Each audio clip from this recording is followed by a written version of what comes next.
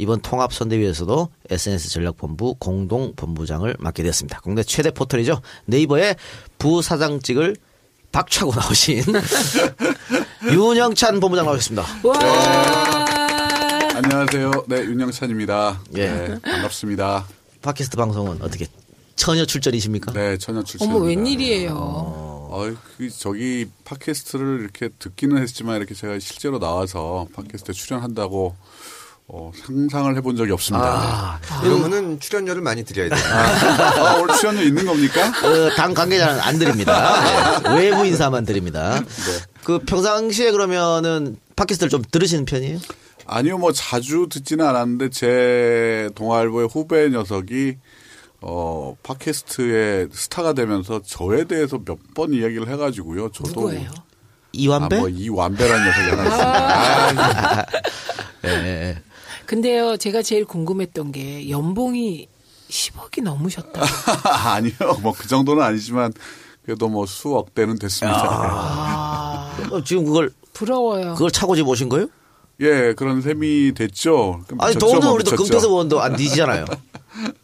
저도 뭐 연봉이 그런 적은 없어서. 근데요, 네. 막 소문은 연봉이 10억 이상이다 이렇게 나 있어요. 근데 그걸 박차고 왔다. 그래서 우리가 큰 빚을 졌다 막 이렇게. 아니 국내 최대 출연료를 포털 좀 드리죠. 좀 드려야겠네. 제 사비로 드리도록 하겠습니다. 국내 최대 포털 부사장쯤이면 그 정도 돼야 정상 아닌가요?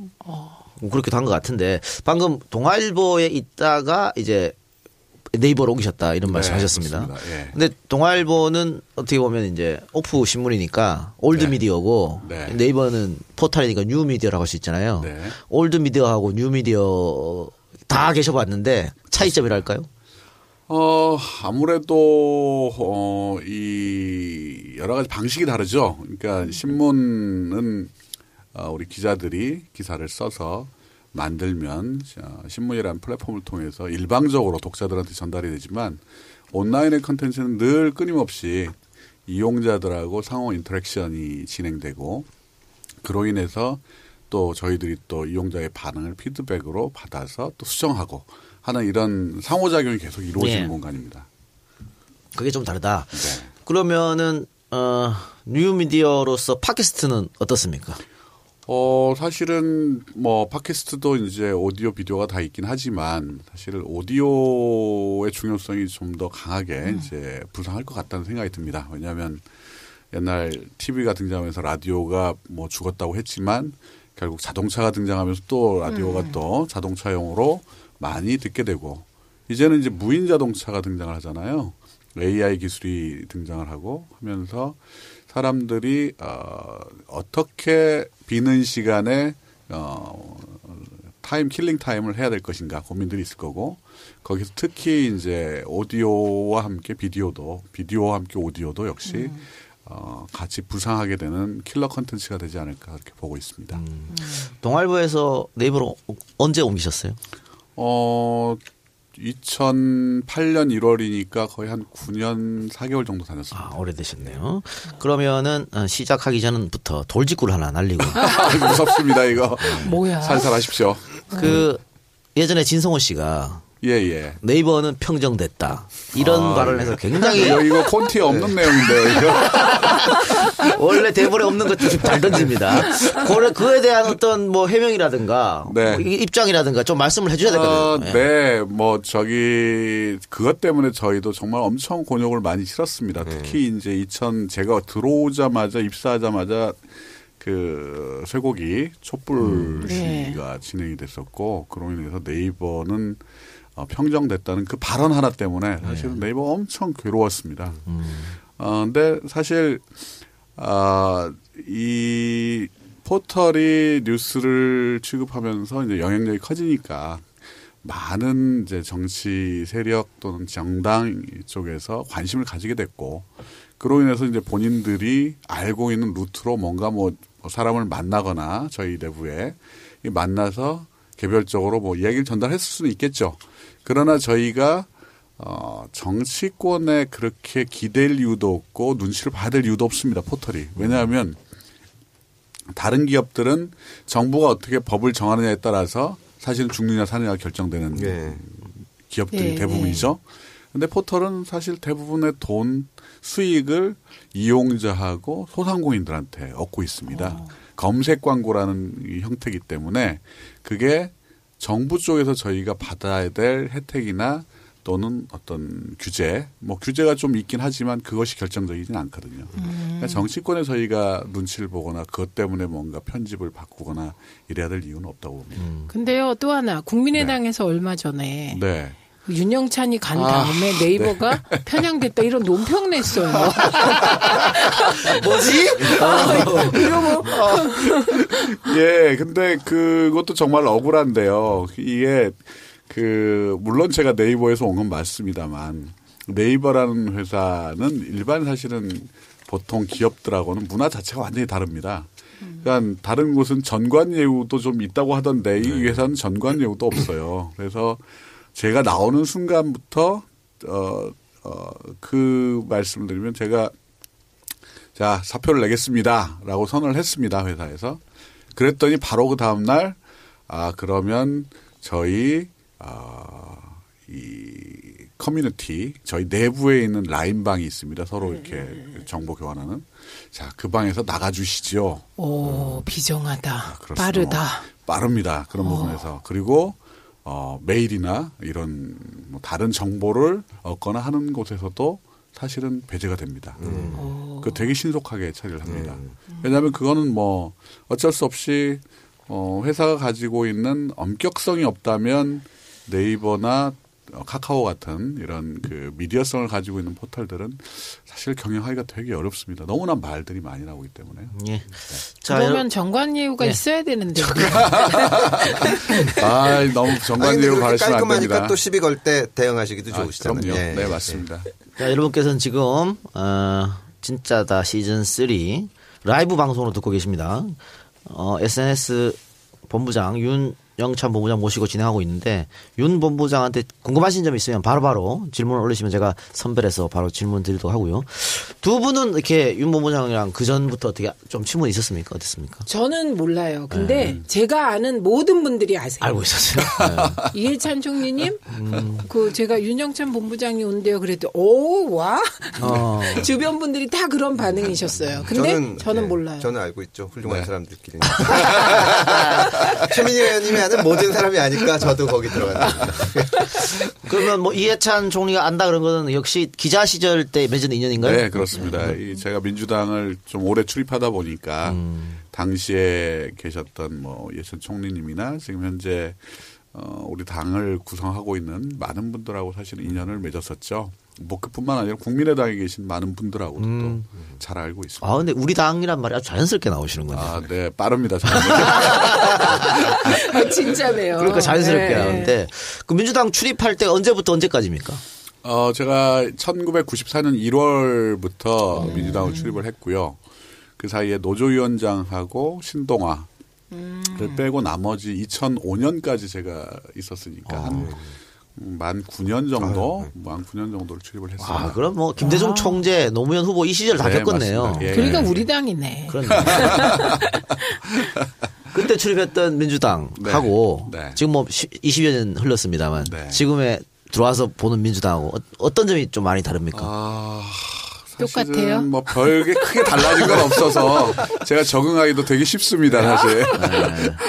근데 예전에 이제 제가 있을 때는 저는 이제 김대중 대통령이 총재로 계실 때 그 당을 봤기 때문에 그때 마침 이제 정기 은퇴를 하시고 영국에 가 계셨을 때예요.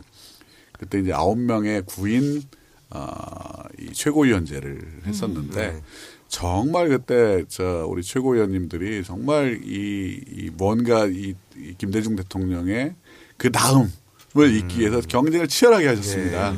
그래서 9분이 정말 각양각색 아주 이 개성도 독특하신 분들이 모였는데 정말 재미있는 일들이 많았습니다. 그때 기억납니다. 그때 노무현 네, 맞습니다. 우리 노무현 최고위원 7등으로 당선됐어요. 7등으로 당선되셨죠. 예. 박계동 의원이 터트린 노태우 비자금 이거 특종하셨어요? 네. 그거 했죠. 했는데 아주 사연이 있습니다, 그게. 네. 사실은 제가 거저 주순 건데요. 네. 그 정기국회 이제 대정부 질문이 있기 전날인데 하루 전날 밤에 한 11시 40분쯤 집에 있는데 저희 동아일보 동아투이 선배이신 이부영 선배께서 전화를 해주셨어요. 전화를 해가지고 근데 저를 찾는 게 아니고 저희 지금 카카오에 가 있는 저희 선배 홍모 선배를 찾으면서 연락이 안 된다 그래요. 그때만 해도 이제 이 휴대폰이 없잖아요.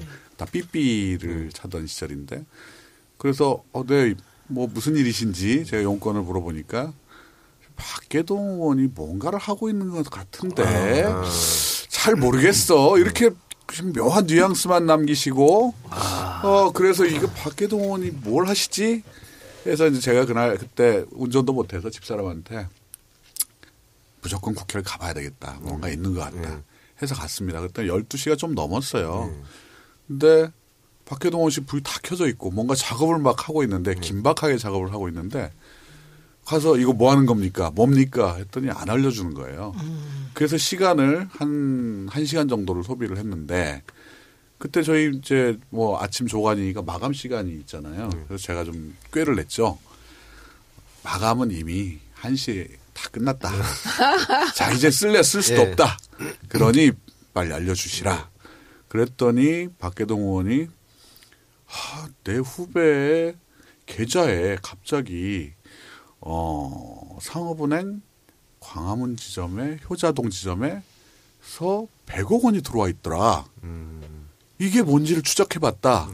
이거는 분명히 청와대 자금이다. 이렇게 판단을 했다. 그래서 잔고증명서를 저한테 보여주더라고요.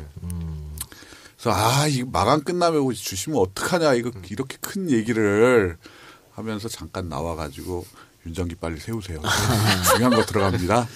해가지고 보통 이제 50판이라고 합니다. 그 시내에만 살짝 뿌려지는 한 2, 3만 부 정도 뿌려지는 그 50판에 집어넣어서 그 다음날 나오게 됐어요. 근데 이 특종이 얼마나 대단한 거냐면 그 전에 또 검찰 출신이 계시지만 그 전에 검찰이 성공한 쿠데타는 처벌할 수 없다 그랬거든요. 근데 이 특종 터지고 나서 김영삼 대통령이 역사 바로 세우기 한다 그러고 노태우 전두환 구속됐어요. 이거 엄청난 특종이죠. 엄청난 특종인데 요게 뭐 기획 폭로다 뭐 이런 음모론이 네. 제가 주장하는 음모론이 있어요. 다음에 술 먹으면서 한번 그 얘기 한번 해보도록 하고요. 자, 문재인 후보 캠프 측에 어쨌든 요청이 있어서 합류를 했을 거 아닙니까? 네, 물론 그렇습니다. 고민이 아까 뭐 최민희 의원이 그 연봉도 버리고 왔을 건데 고민이 나름 있었을 것 같은데. 고민 많았죠, 사실은. 우선 뭐 정치에 참여하겠다라는 생각을 해본 적도 없고요. 물론 이전에 뭐 저 제안들이 있었지만 아직은 특히 이제 제가 늦둥이가 있습니다. 초등학교 5학년이어서 아직 키워야 될 길이 멀고 그래서 저기를 했었는데 사실 촛불이 결정적인 이유가 됐었고요.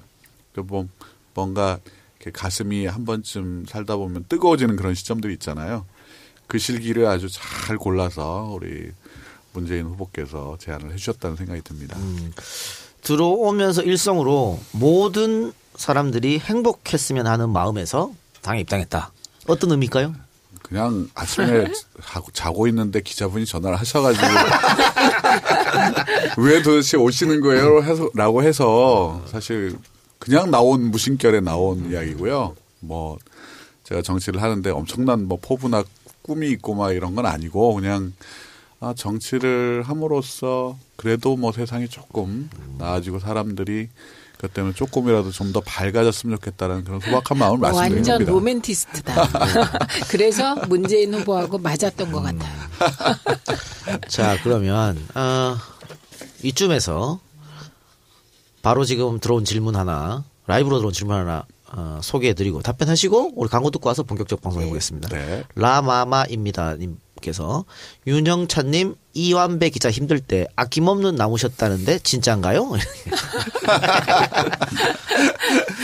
제가 그 녀석 때문에 아주 정말 갑자기 팟캐스트에서 유명해졌습니다. 그 예전에 있었던 여러 가지 이제 일화들이 있는데 동아일보 있을 때 사실 이완배 기자하고 저는 어떻게 보면 동지적 관계, 그러니까 동아일보였으면 야당 쪽에 여가 있으면 야당 쪽에서 같이 동아일보를 좀 변화시키려는 그런 움직임들을 했었고요. 그런 과정에서 이제 저희도 좌절감을 또 맛보는 과정도 있었고 그래서 회사를 결국 나오게 됐는데 하여튼 나올 때 좀 이렇게 이 주변 머리가 없는 친구라 뭐 먹고 사는 문제에 대해서 그렇게 큰 관심이 있는 것도 아니고 그래서 제가 뭐 만날 때 가끔 생각나면 조금씩 뭐 애들 밥이나 사줘라라고 해준 적은 있지만 그렇게 상당 부분은 다 과장된 부분이고요. 그게 무슨 증여세 내고 이런 거 있나요? 유한배 기자가? 그러게 말이에요. 증여세를 냈는지 모르겠습니다. 이게. 아니 근데 뭐 얘기 못 하실 것도 없죠. 증여세를 제가 내야 되는 거거든요. 누구한테 줬으면. 아니죠, 받은 아니, 사람. 받은 사람인 사람이 거죠. 그렇죠. 돈도 주고 세금도 내고 그게 많이 이건 됩니까? 너무 억울하지. 알겠습니다. 자,